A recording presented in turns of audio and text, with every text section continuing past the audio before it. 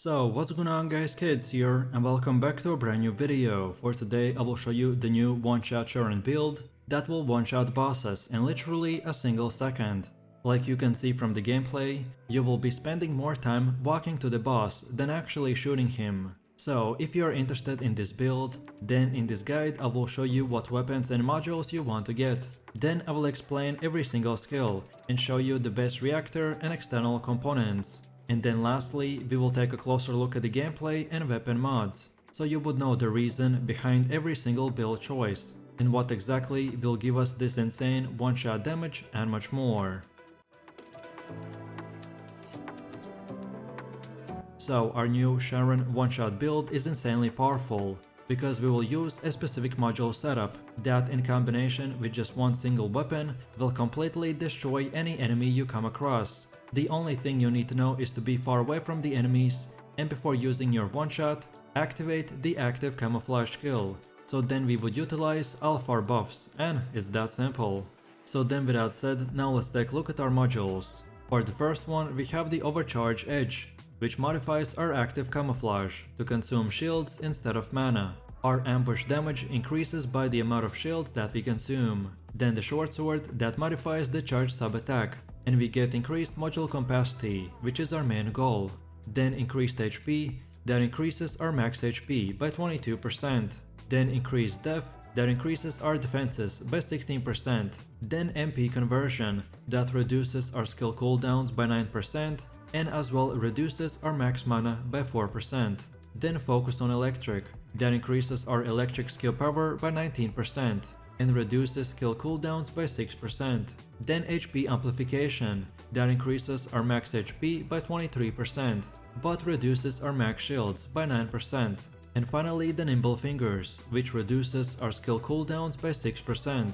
So overall our main goal with this setup is to use the overcharge module, because this is a one part of the buff that gives us this one-shot bullet. But then as well, the more shields we have, the more damage we will be able to do, because of the Overcharge Edge, which instead of taking mana will now take shields. And then lastly, we want to get increased HP as well, so we could survive multiple hard bosses at the same time. Then next up, let's take a look at the best weapons and mods that we should use. So for this build we only want to use two weapons, which is the Sniper for that one-shotting bosses, and then the Thunder Cage for fighting multiple enemies. So then for the first one we have the Thunder Cage submachine gun. This is currently the #1 meta weapon that doesn't need any introductions. So the way you get it is by first of all reaching Mastery rank 1, then obtaining the Thunder Cage blueprint, Thunder Cage nanotube, Thunder Cage polymer syncytium, and Thunder Cage synthetic fiber from various battlefield missions across the sterile land. And afterwards then take those 4 cage materials to the Anais in Albion and pay 100k gold to start research, and it's that simple. So then when you got it, for mods we want to use the Rifling Reinforcement, that increases our 80k by 12%, then Action and Reaction, that increases 80k by 15%, but increases our recoil by 5%, then Weak Point Insight, that increases our weak point damage by 5% and critical hit rate by 1%, then Better Insight, that increases our critical hit rate by 10%, then Consume Magazine, that increases reload time modifier by 6%, and weak point damage by 2%. Then Consume Magazine, which increases reload time modifier by 6% and weak point damage by 2%. Then Better Concentration, that increases critical hit damage by 9%. Then Fire Rate Concentration, that increases fire rate by 8% and critical hit damage by 3%. Then Concentration Priority, for 8% critical hit damage increase, but our reload time modifier gets decreased by 8%. And finally the Chill Enhancement, that adds chill 80k equal to 8% of your weapon's 80k. With these mods, like for most of the weapons, we want to focus on increasing our damage, and because of our insane buffs from the rest of our setup, so we just want to focus on as much crit and 80k stats as possible. And finally, for our second weapon of choice, aka the main part of our build, we have the Afterglow Sword Sniper Rifle. On hitting a weak point, this weapon will inflict the unique effect called the Death Propagation, which increases our critical hit rate, and because of our setup, this is 100% guaranteed. So the way you get it is by collecting all items, reaching Mastery 15, and researching it for 100k gold, by talking to the Anais at Albion. You can get the Afterglow Sword blueprint, Nanotube blueprint, Polymer Synxium, and the normal blueprint by farming the Intercept battle on the hard mode. And then for the last Afterglow Sword Synthetic Fiber blueprint, you can get it from the Vespers on hard mode, or from Kingston on hard mode as well. And then when you have it, we wanna use mods like the Weak Point Sight that increases our weak point damage by 10%, but decreases accuracy by 5%. Then Better Insight, which increases critical hit rate by 10%.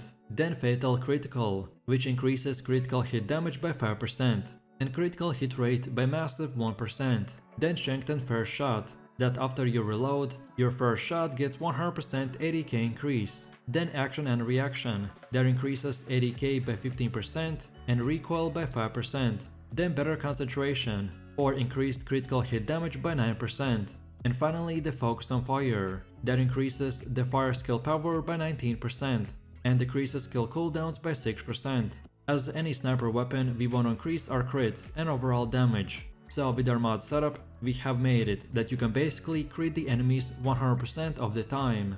Then next up, let's go over to the base reactor and external components. So your reactor is very important item that determines your skill damage and can also include action modifiers that buff certain aspects of your build. I recommend prioritizing using a reactor with the highest skill power and a sub-attack power. Specifically, my best job that I got is this Tingling Mixture reactor with the Afterglow Sword condition, which is yet another reason for our high damage.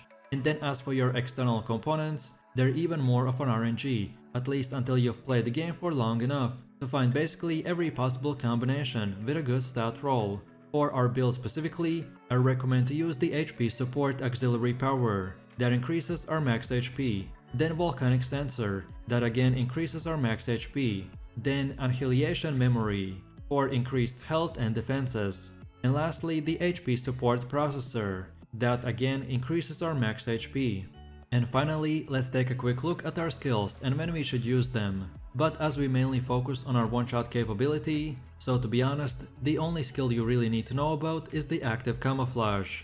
So the first passive skill is called the Assassinator, which increases our damage when we attack the enemy that is not attacking our character.